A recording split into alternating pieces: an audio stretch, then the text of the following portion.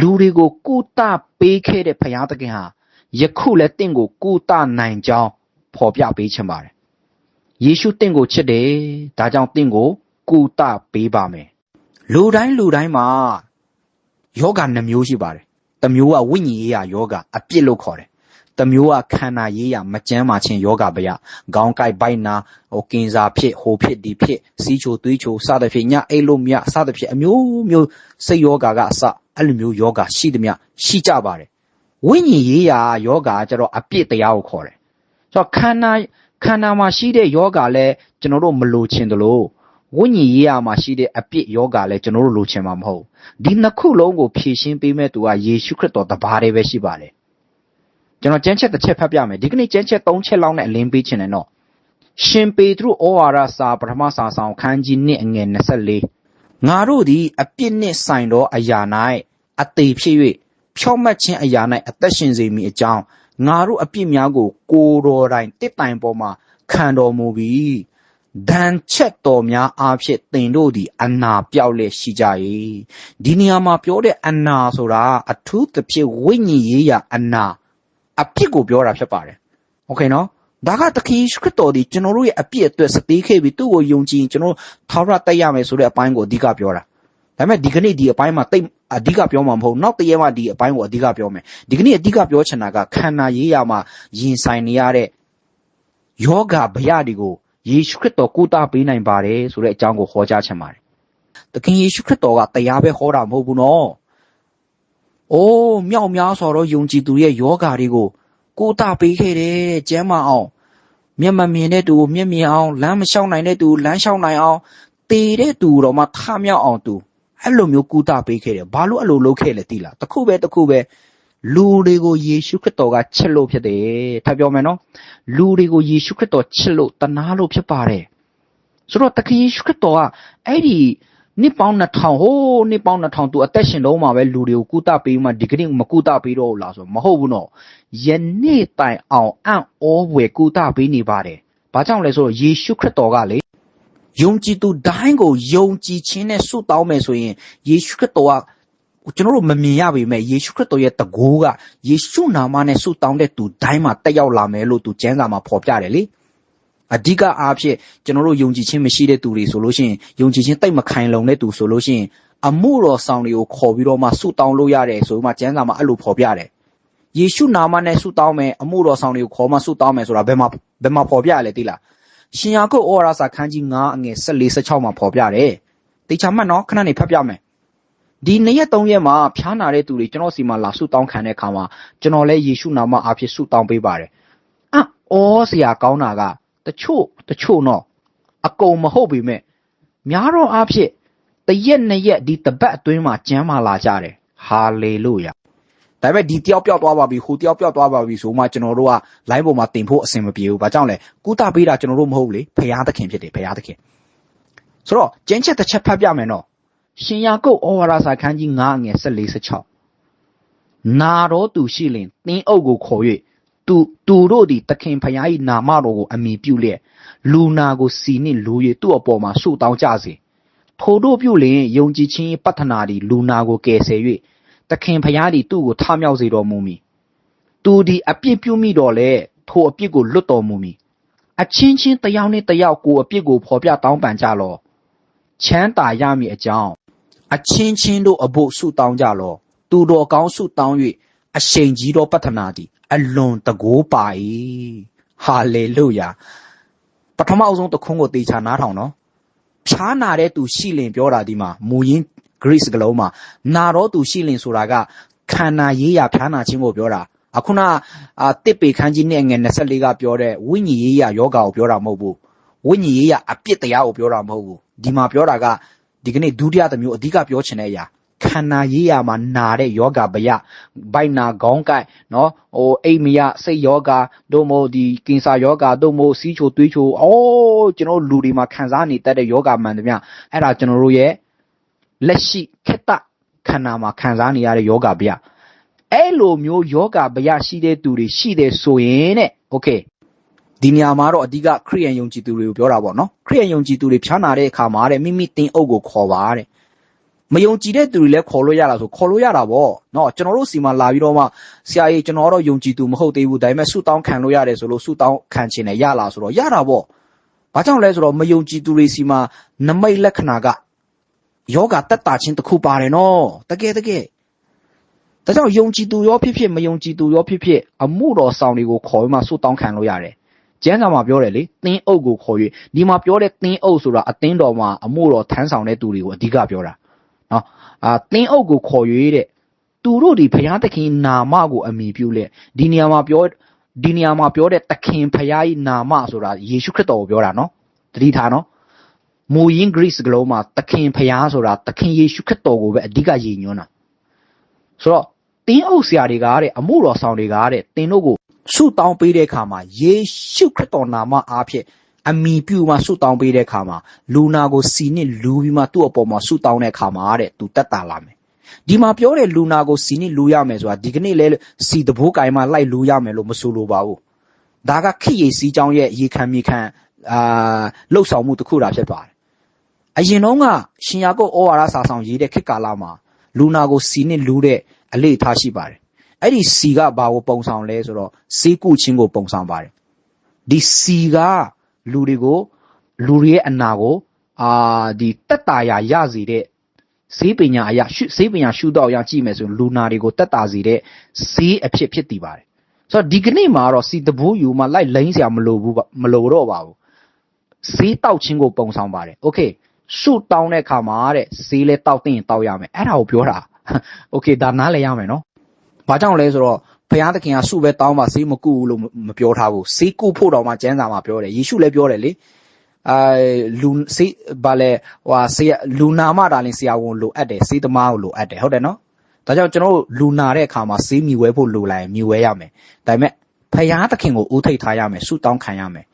ဒီစေးကြောင့်ပျောက်တာမဟုတ်ဘဲနဲ့ဘုရားသခင်ရဲ့အခွင့်တော်တကိုးတော်ကြောင့်ပျောက်တယ်ဆိုတာသင်နားလည်ဖို့လိုတယ်ဟာလေလုယာအဲ့လိုဆုတောင်းတဲ့အခါမှာတဲ့โอเคဘလို့ဖြစ်လာမလဲကျမ်းစာမှာဘလို့ပြောလဲထိုတို့ပြုလင်တဲ့ယုံကြည်ခြင်းဤပတ္ထနာဒီထိုလူနာကိုကယ်ဆယ်မယ်တဲ့ကယ်ဆယ်မယ်ဆုတောင်းတန်ကအဲ့ဒီလူနာကိုကယ်ဆယ်သွားတာစီးကြောင့်ကယ်ဆယ်သွားတာမဟုတ်ဘူးနော်ကျမ်းစာမှာလူနာကိုစီနဲ့လူလိုက်လို့အဲ့ဒီစီကအာနိတိရှိလို့လူကိုကယ်ဆယ်သွားတယ်လို့မရေးဘူးယုံကြည်ခြင်းရဲ့ဆုတောင်းတန်ကအဲ့ဒီလူနာကိုကယ်ဆယ်သွားတယ်လို့ပြောတယ်ဟာလေလုယာသူ့ကိုထမြောက်စေမယ်တဲ့သခင်ဖခင်က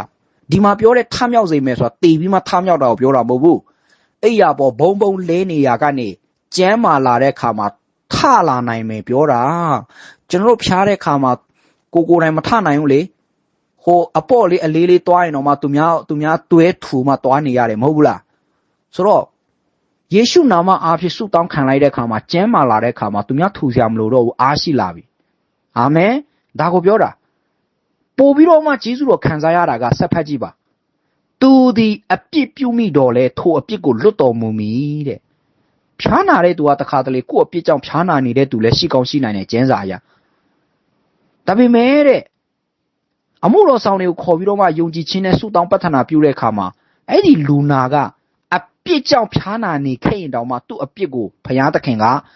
အဲ့ဒီယုံကြည်ခြင်းပတ္ထနာကြောင့်သူ့အပြစ်ကိုခွင့်လွှတ်မှာတဲ့ဒါကြောင့်ဆရာတို့လူနာကိုဆုတောင်းပေးတဲ့အခါမှာသူ့အပြစ်ကိုခွင့်လွှတ်တော်မူပါလို့လည်းအမြဲတမ်းဆုတောင်းတယ်ကိုတော့သူဒီဖြားနာတာသူတကယ်လို့ပြစ်မှားတာရှိခဲ့ရင်နော်ပြောမဆိုမသွားမလာမလုံမကင်မစဉ်းစားမတွေးခေါ်မနော်ဆုံးဖြတ်မစသဖြင့်အမားတွေရှိခဲ့မယ်ဆိုရင်အပြစ်ပြုမိခဲ့မယ်ဆိုရင်ဘုရားသခင်ကိုပြစ်မှားမိခဲ့တဲ့အပြစ်ရှိခဲ့မယ်ဆိုရင်ကိုတော့ခွင့်လွှတ်ပါလို့လူနာတွေကိုဆုတောင်းတဲ့အခါမှာဆရာတို့တအားအဲ့လိုထည့်ဆုတောင်းကြတယ်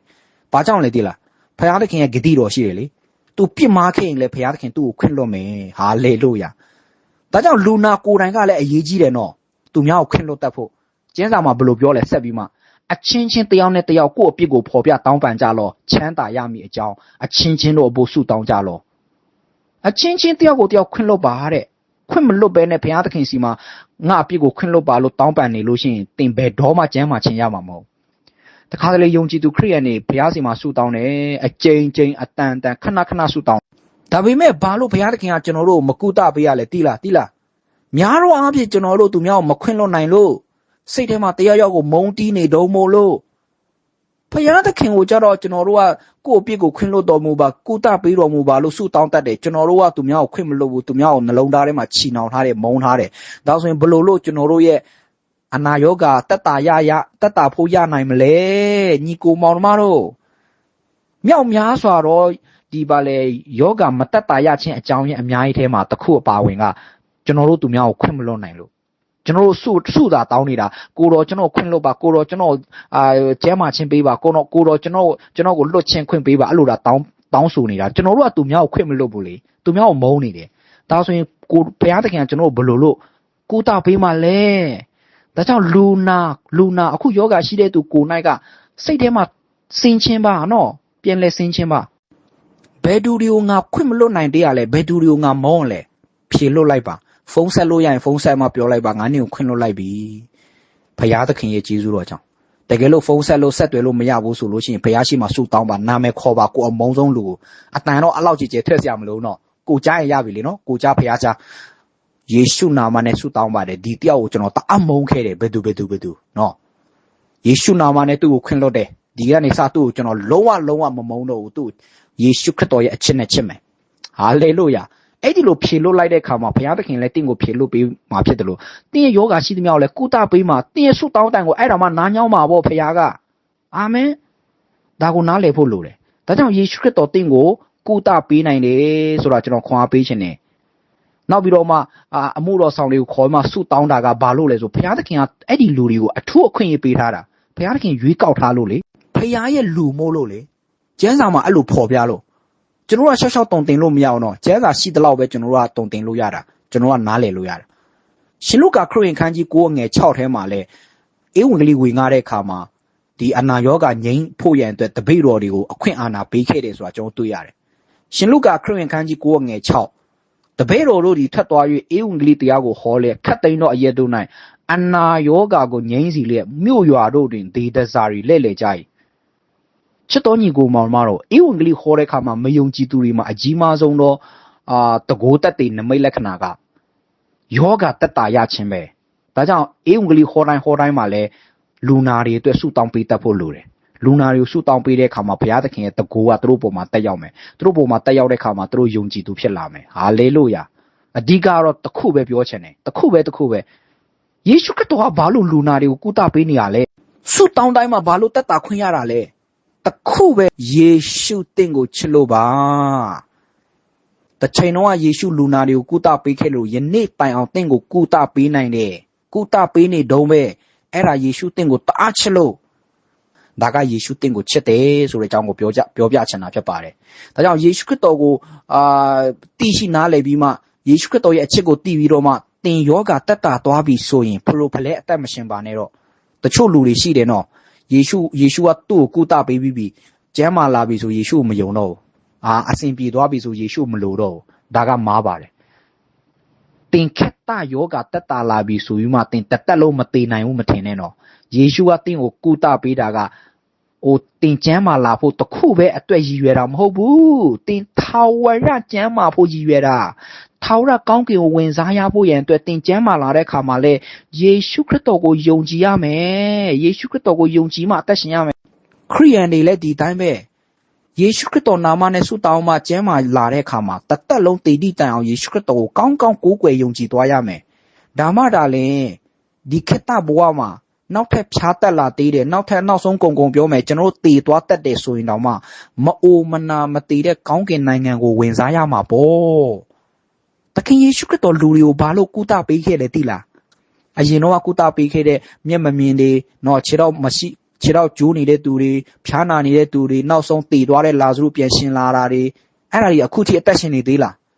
အသက်မရှင်နေတော့ဘူးဒါဆိုရင်ဘာလို့ယေရှုကသူတို့တစ်ချိန်ကျရင်တည်ရမှာတည်ရတဲ့ဘာလို့ယေရှုကကုသပေးခါတာယေရှုကသူတို့ကုသပေးခဲ့တာလေအဖြေကတော့တစ်ခုပါပဲယေရှုခရစ်တော်ကလူကိုကုသပေးတယ်ဆိုတာကုသပေးခြင်းတစ်ခုပဲအဓိကစံမဟုတ်ဘူးအဓိကပန်းတိုင်အဲ့ဒါမဟုတ်ဘူးယေရှုခရစ်တော်ကလူတွေကိုကုသပေးခြင်းအပြင်ဘာကိုမြင်စေခြင်းတလဲဆိုထာဝရအသက်ကိုမြင်စေခြင်းတာချစ်တော်မိတ်ဆွေချစ်တော်ယုံကြည်သူညီကိုမောင်နှမတို့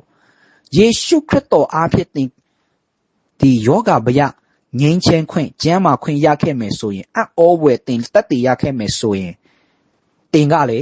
ပန်းတိုင်မရောက်သေးပါဘူးပန်းတိုင်ရောက်ဖို့ရန်အတွက်ယေရှုခရစ်တော်ကိုမိမိကယ်တင်ပိုင်ရှင်ဖြစ်အကောင်းဆုံးယုံကြည်တက်ဝင်သွားဖို့လိုတယ်ဒါမှဒါလည်းသင်ဟာမအိုမနာမတည်တဲ့ကောင်းကင်နိုင်ငံကောင်းကင်တင့်မြေကြီးတစ်မှာဝင်စားရမှာဖြစ်တယ်ဆိုတဲ့အကြောင်းပြောချိုင်းနဲ့ဒီကနေ့ဒီမှာပဲနှိကုံချုပ်ပါတယ်နားဆင်ခွန်အားယူသွားတဲ့သူတွေအရောက်ချင်းစီတိုင်းပေါ်မှာဘုရားသခင်တာ၍ကောင်းချီးပေးပါစေတော့အာမင်